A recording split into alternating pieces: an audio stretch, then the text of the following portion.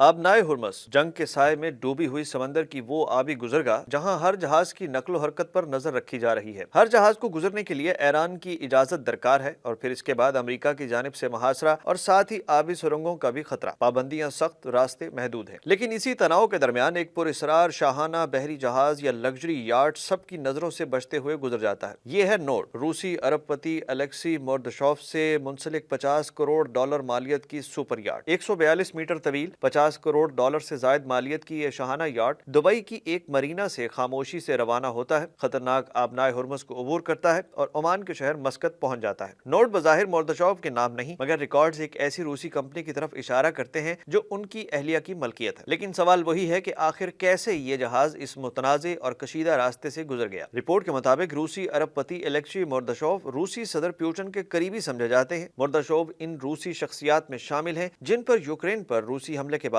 America और यूरोपीय union ने पाबंदियां आयद की थी। इन पाबंदियों की वजह उनके सदर प्यूटन से करीबी ताल्लुकात बताए जाते हैं। मीडिया रिपोर्ट्स के मुताबिक रूस को ईरान का अहम इत्तेहादी समझा जाता है और हाल ही में ईरानी वजीर खारजा ने अमेरिका और ईरान के मामलात पर अपने दौरों की सीरीज में सबसे आखिर में रूस का दौरा किया और सदर प्यूटन से भी मुलाकात की। ईरान फरवरी से आबनाए हुर्मुस पर सख्त पाबंदियां नाफिज कर चुका है और यही वो रास्ता है जहां से दुनिया के तकरीबन 20% तेल की तरसील होती है। जंग के आगाज से कबल यौमिया 125 से 140 जहाज इस रास्ते से गुजरते थे, वहीं अब सिर्फ चंद, ज्यादातर तजारती जहाज ही रोजाना इस गुजरगाह से गुजर रहे हैं। इधर अमेरिका पहले ही ईरानी बंदरगाहों का मुहासरा किए हुए है और जहाजों की तादाद रोज बरोज कम हो रही है। ऐसे में एक लग्जरी यॉट का इस कशीदा समंदर से गुजर जाना सिर्फ इत्तफाक है या फिर ताकत का एक खामोश मुजाहिरा।